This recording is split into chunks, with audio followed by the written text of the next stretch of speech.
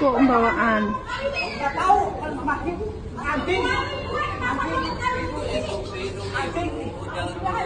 nggak boleh.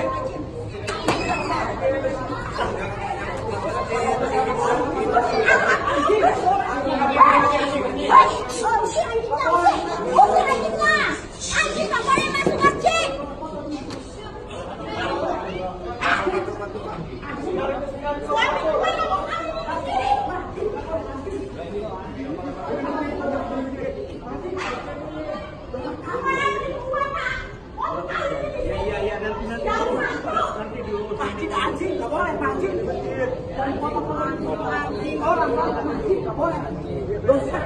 Walaupun suaminya kemana juga, masjid nggak boleh, anjing bakal masjid. Tapi lo nggak mau kawinin suami gue di sini. Apalagi Katolik, apalagi Suami gue Islam. nggak tahu Islam, Katolik nggak tahu. Penting rumah Allah, masjid nggak boleh, masjid bawa anjing, anjing.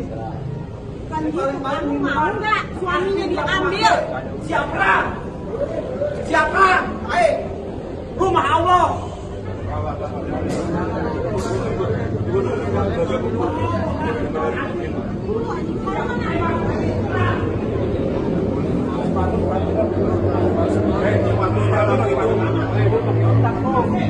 Gua pakai otak. Lo pakai otak. Keluar kamu. Ditipu dulu. Pakai sepatu masuk masjid bawa anjing, ibu-ibu ini.